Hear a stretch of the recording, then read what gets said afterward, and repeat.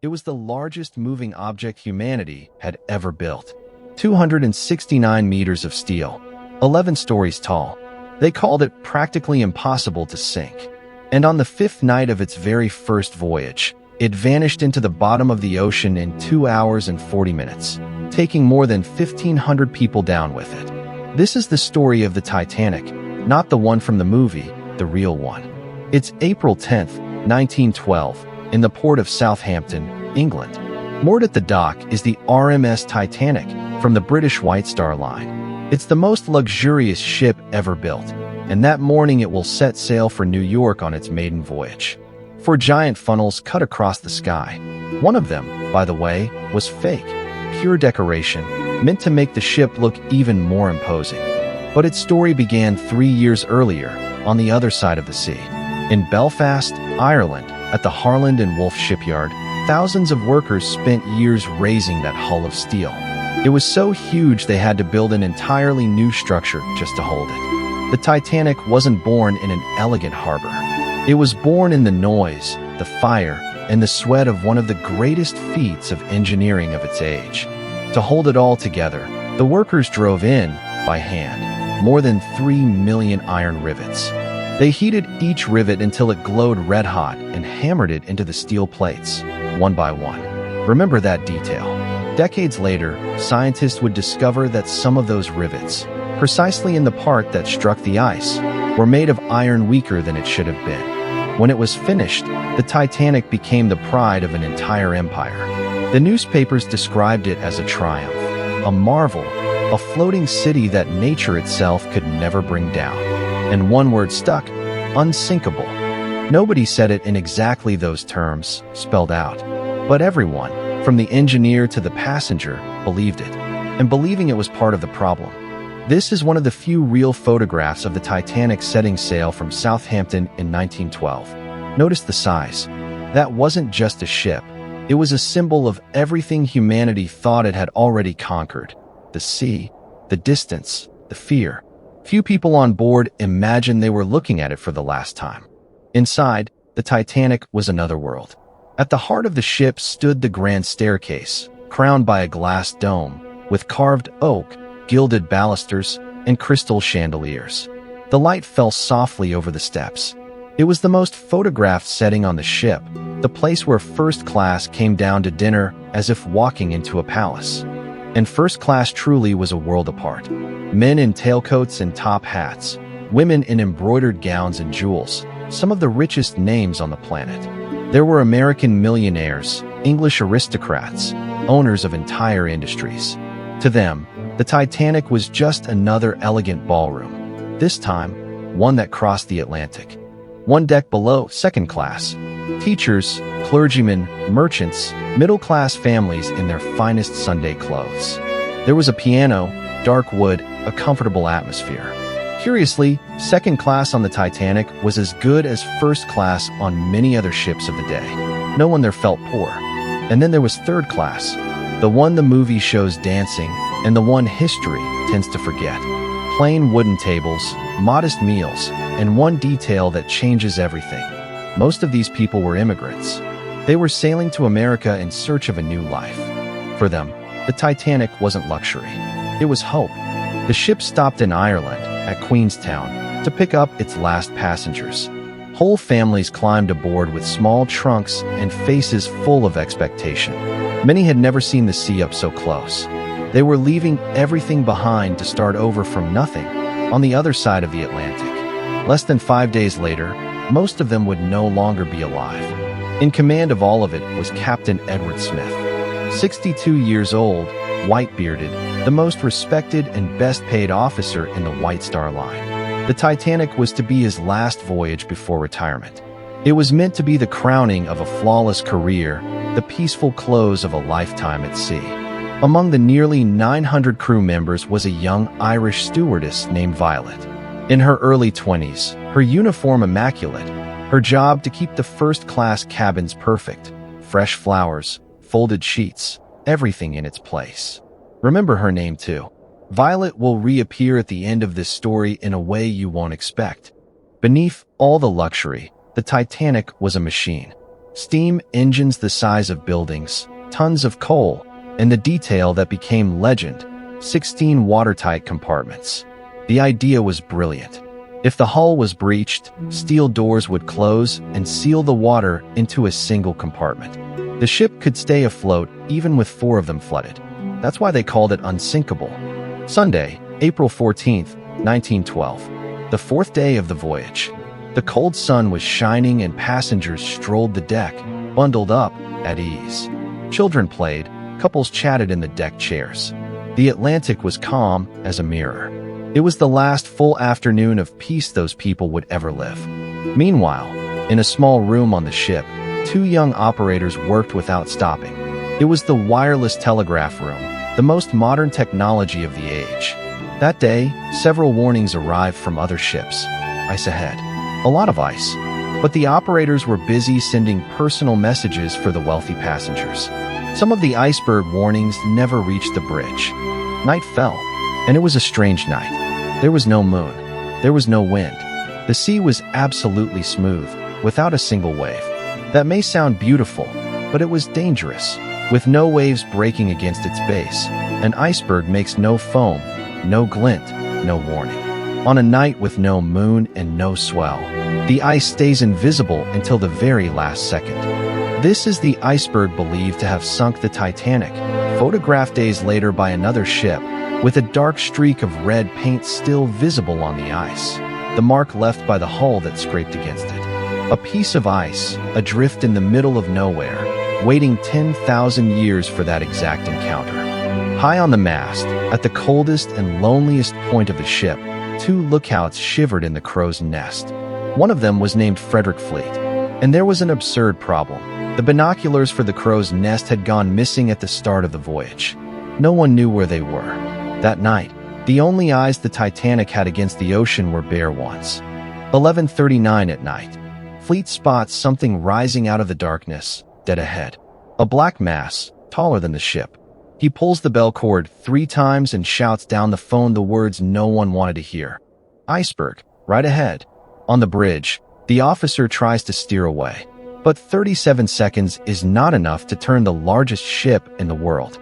Captain Smith rushes to the bridge the moment he feels the jolt. First Officer Murdoch had ordered the wheel hard over and the engine stopped. For an instant, it seemed the ship had escaped. The iceberg scraped past its side and vanished into the night. Many passengers didn't even wake up. Some even joked, gathering chunks of ice off the deck. No one understood what had just happened down below. Beneath the waterline, the ice had torn a series of gashes along the hull. Not one enormous hole, as people imagine, a seam of openings spread across nearly 100 meters. And it struck not 4, but 6 watertight compartments at once. The one number the ship had never been designed to survive. The water began pouring in, cold and silent. There was one man on board who understood everything in seconds. Thomas Andrews, the engineer who had designed the Titanic. He went below, looked at the flooding compartments, and did the math in his head.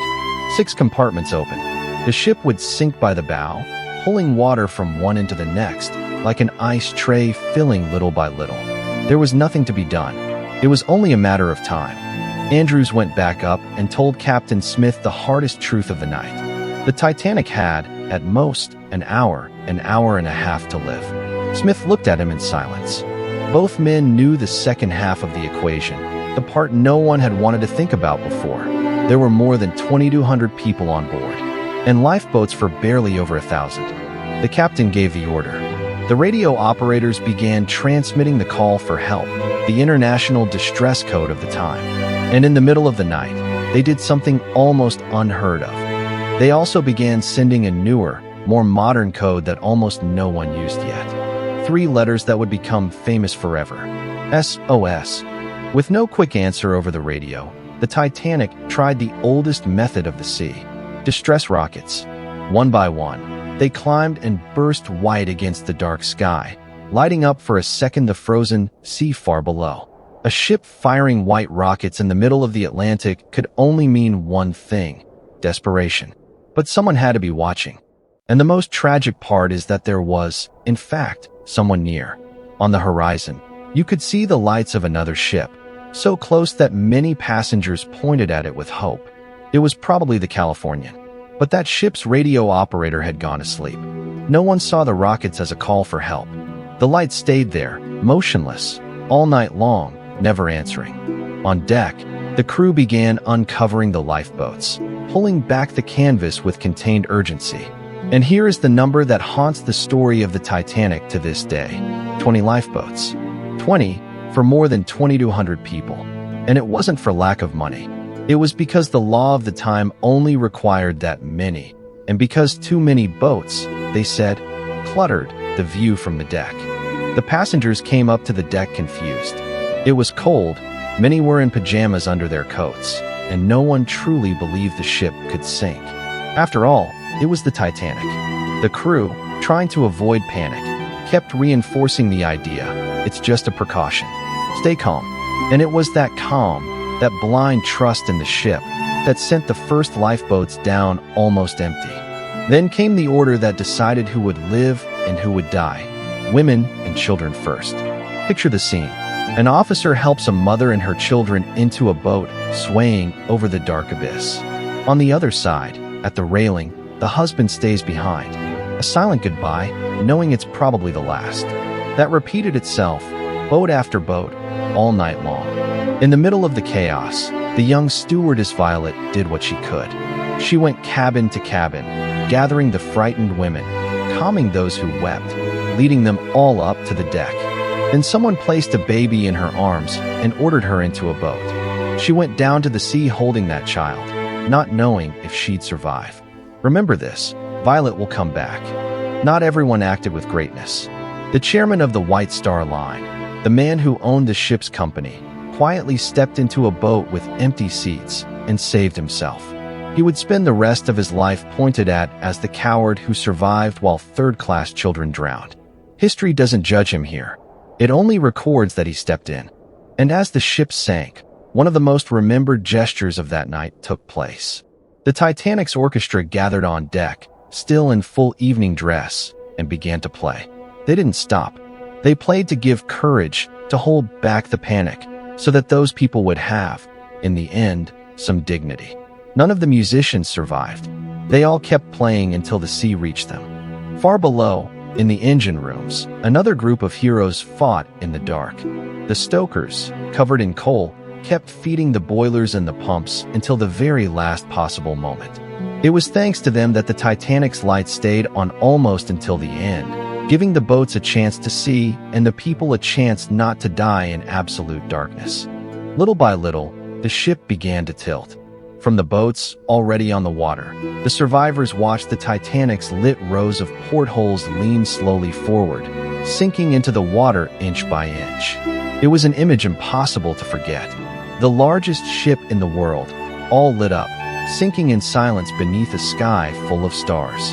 In the corridors of third class, far below, things were different.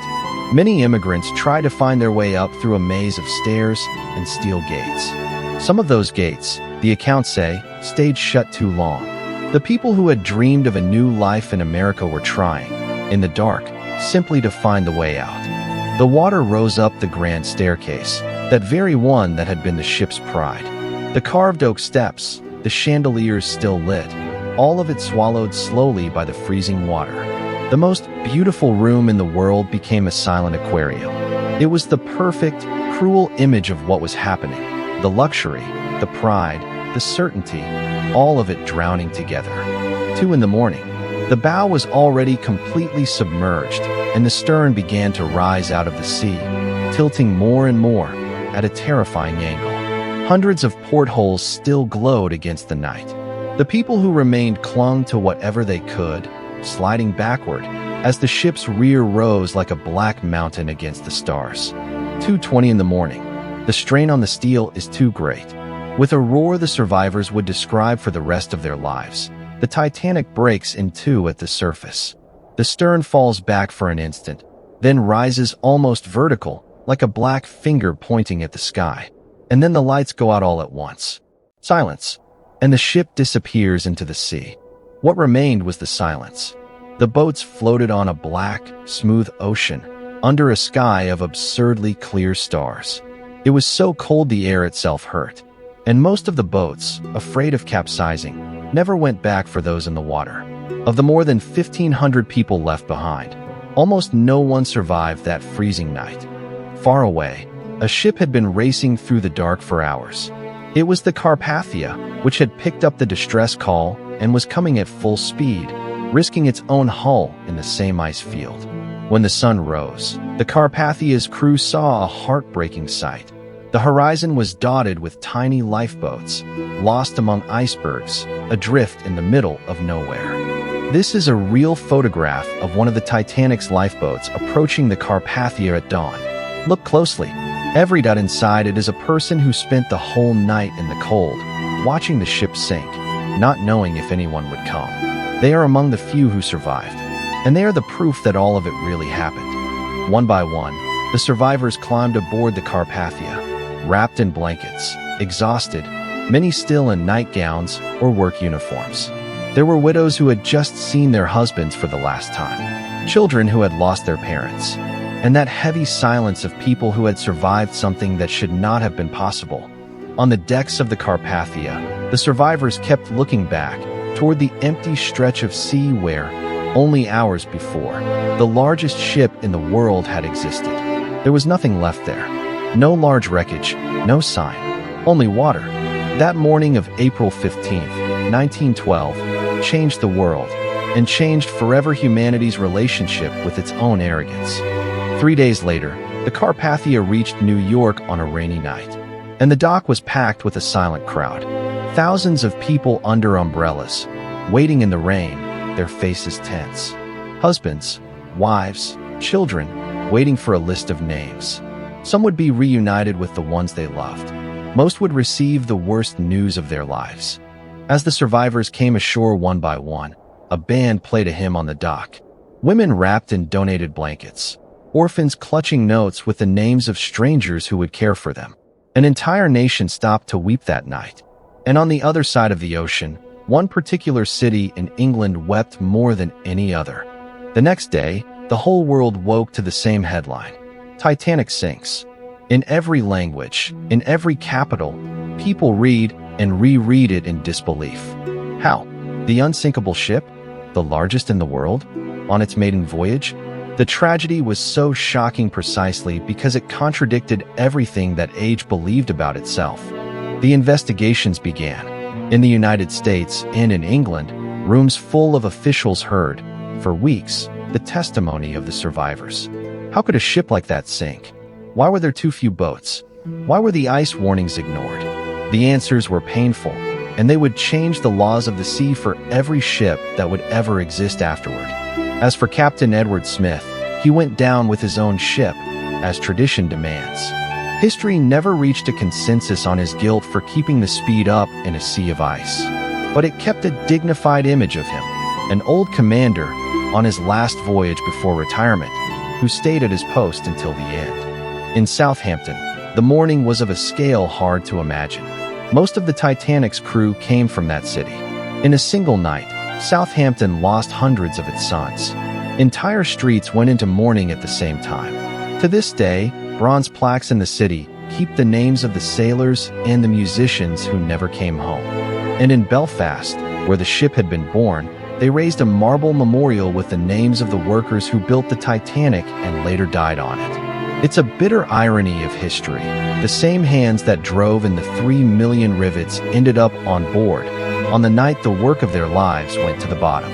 But not everything that came from the Titanic was grief. In 1914, representatives of several nations gathered and signed the first great treaty on safety at sea, called SOLAS. Rule number 1 was simple and far too obvious: enough lifeboats for everyone on board. Always.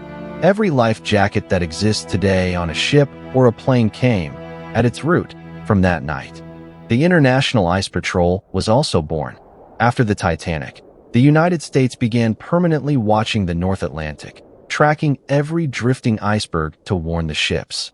It's a service that still exists today, more than 100 years later, and that has never again lost a single ship to an iceberg on that route. The Titanic died, but it went on to protect all the others. Today, ships safely crossed the same waters that killed the Titanic. Radar shows every piece of ice from kilometers away. What in 1912 was invisible on a moonless night now appears on the screen before the crew can even see it. In little more than a century, humanity turned the nightmare of that night into a lit-up map. For decades, no one knew exactly where the Titanic was. It had sunk more than 3 kilometers deep at an imprecise point in the ocean. Until, in 1985, an expedition led by the scientist Robert Ballard set out on a research ship called the Nor with an almost impossible mission to find the wreck in the absolute darkness of the seafloor. Ballard's strategy was brilliant. Instead of searching for the whole ship, he searched for the trail of debris that any shipwreck scatters as it sinks. And one night, the monitor on board showed something rising out of the dark bottom after 73 years of silence. One of the Titanic's enormous boilers. They were looking right at it. They had found the ship. What the cameras revealed down there was moving. The bow of the Titanic stood upright, almost intact, driven into the ocean floor. From the railings hung long formations of rust, like stalactites, which scientists nicknamed rusticles. The ship became an underwater mausoleum, silent, lit only by the blue light of the submersibles that visited. Among the wreckage, the details were the ones that hurt the most. A little child's leather shoe, preserved in the sediment. A porcelain cup, intact, whole, after everything. A boiler valve. Ordinary objects of ordinary people, frozen in time at the bottom of the Atlantic, each one telling, in silence, the story of a life that was on board. Since then, submersibles have descended several times to the wreck, 2.5 kilometers deep. The lights glide over the rusted railings, over the crow's nest ladder, over the exact place where it all happened. It's at once a scientific mission and a visit to a grave. Each expedition goes down with the same care as entering a cemetery. This is a real image of the Titanic's wreck at the bottom of the Atlantic. It's not an effect, not a reconstruction. It's the real ship, exactly where it has rested since 1912. To look at this is to look directly at that night, at the moment the greatest certainty of an entire era ended up in the darkest place on the planet. And there's a sad piece of news about the wreck. Bacteria that feed on iron are devouring the Titanic's steel, slowly, year after year. Those rust formations are precisely the ship being consumed. Scientists estimate that in a few decades, the Titanic will simply vanish, dissolving on the seafloor until almost nothing is left. A few details still resist, for now. A bathtub still standing in one of the cabins. A window, a door handle, a piece of railing. Everyday things belonging to people who lived there for 5 days. They're humble and unsettling images, because they remind us that the Titanic wasn't just a ship. It was a place where people slept, dined, laughed, and dreamed, only hours before the end. There's even an exact point on the map of the Atlantic marked forever by that night. The coordinates where the Titanic sank, 41 degrees north, 49 degrees west. A patch of ocean like any other on the surface. But that, 3 kilometers below, holds the remains of the ship and the memory of more than 1,500 people. Today, in Belfast, the city that built the Titanic has turned pain into memory. Right where the shipyard stood, they raised an enormous museum of gleaming metal, Titanic Belfast, shaped like the ship's prows. Thousands of visitors pass through it every year, small against that scale, learning the full story of where it all began. And next to the museum, on the ground, they marked with white lines the real size of the Titanic over the original slipway where it was built. You can walk from one end to the other and feel, with your own steps, the absurd size of it. That's when the legend stops being a number and becomes something physical, real, almost frightening. Remember the stewardess Violet, who went down in a boat with a baby in her arms? Well, her story is almost unbelievable. Violet Jessup survived the Titanic. And years later, in the First World War, she also survived the sinking of its sister ship, the Britannic. She worked at sea for decades, lived through 2 historic disasters, and died old, at peace. The woman the ocean could never take. But in the end, the Titanic isn't about records, or about rust at the bottom of the sea. It's about people. More than 1,500 of them, from the first-class millionaires to the third-class babies, who boarded on a Thursday dreaming of America and never arrived. Each name was an entire life, with stories we will never know. Today, a single modern cruise ship can be 4 times larger than the Titanic and cross the same ocean in complete safety. That's the strange legacy of that tragedy. The world the Titanic helped build was, in part, built by its own death. Every safety rule was born of a lesson paid for, that night, with lives. Of the 3 million rivets that held the ship together, scientists keep a few, recovered from the wreck, as if they were relics. A little piece of iron on a museum cushion, a tiny detail, and, at the same time, a monumental one. Because it was in a handful of those rivets, at the exact moment of impact, that the certainty of an entire era broke apart. Perhaps the image that best sums it all up is the simplest one. An empty deck chair, on the deck of some ship, facing a peaceful sunset. The memory of a single silent night that keeps traveling inside every vessel that has set sail ever since. The Titanic sank, but it never, ever left the sea again. At its peak, before everything, it truly was magnificent. The largest object humanity had built, cutting across the Atlantic at dawn, for funnels trailing smoke, imposing, proud, seemingly eternal. It's worth remembering it that way too, not only for its end, but for everything it represented of the courage, ambition, and dream of our species. We close with a real place, one of the memorials where victims of the Titanic rest. More than a century later, there are still flowers. There are still people who come to remember. Because the story of the Titanic isn't about a ship that sank. It's about what humanity learned, in the worst way possible, about the difference between being great and being invincible. If this story moved you, stay with us here at World and Stories, where history is told the way it deserves to be told.